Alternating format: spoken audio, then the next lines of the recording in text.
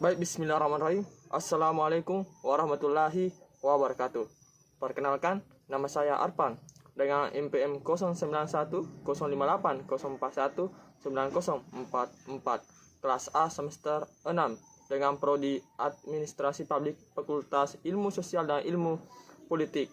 Pada kesempatan kali ini, saya akan menjelaskan 3 pokok pembahasan, yaitu pertama, pengertian administrasi menurut para ahli. Kemudian yang kedua, perbedaan administrasi publik dan administrasi negara. Kemudian yang ketiga, prinsip-prinsip administrasi menurut Fayol dalam Robbins. Langsung saja saya akan menjelaskannya. Yang pertama, pengertian administrasi menurut para ahli. Menurut George Terry, administrasi adalah pengendalian pengorganisasian kerja serta mobilisasi mereka yang menerapkannya untuk mencapai tujuan yang ditetapkan. Kemudian, menurut Sondam P. Siagian, administrasi adalah keseluruhan proses kerjasama antara dua orang atau lebih berdasarkan rasionalitas tertentu untuk mencapai tujuan yang telah ditetapkan.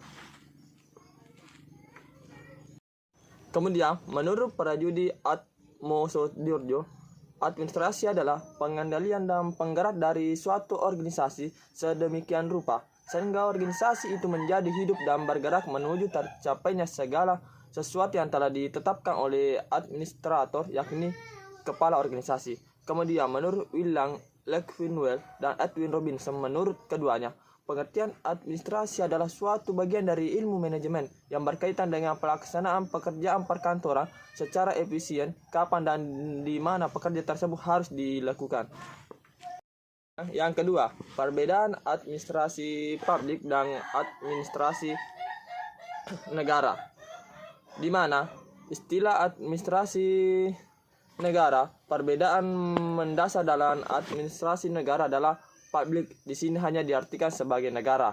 Artinya, pelaku pemerintahan hanya dijalankan oleh pemerintah atau birokrasi atau single agent. Karena metode yang digunakan di sini adalah dengan menggunakan negara atau pemerintah sebagai motor penggerak dalam kegiatan pemerintahan yang sejalan dengan konsep good governance. Karena arah administrasi negara lebih menitikberatkan pada kegiatan kenegaraan, maka fungsi pemerintah sebagai pelayanan publik tidak melibatkan peran masyarakat dalam kegiatan administrasi negara atau pemerintahan itu sendiri. Kemudian, istilah administrasi publik. Adapun dalam administrasi publik, di mana negara tidak lagi menjadi bagian utama dari operasi, tetapi menjadi fasilitator dan katalisator dan dianggap penting bagi sektor swasta dan aspirasi publik.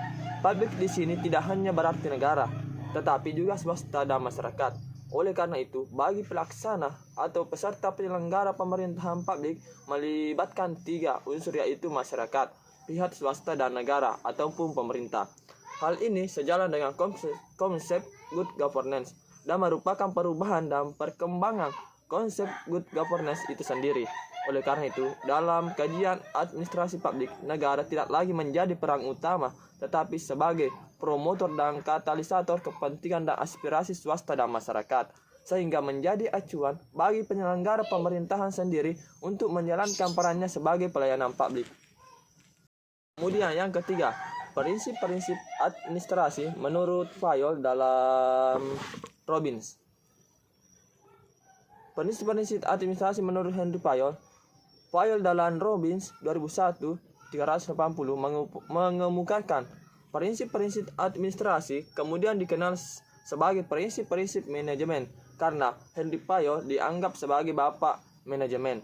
Adapun prinsip-prinsip itu sebagai berikut. 1. Pembagian pekerjaan. 2. Wewenang. 3. Disiplin. 4. Kesatuan komando. 5. Kesatuan arah. 6. Memprioritaskan kepentingan umum. 7. Pemberian upah. 8. Pemusatan. 9. Rentang kendali. 10. Tata tertib. 11. Keadilan. 12. Stabilitas pada jabatan personal. 13. Inisiatif. Dan yang terakhir, ke-14, rasa persatuan.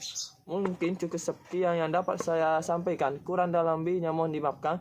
Billahi fi sabilil haq, fastabiqul khairat. Assalamualaikum warahmatullahi wabarakatuh.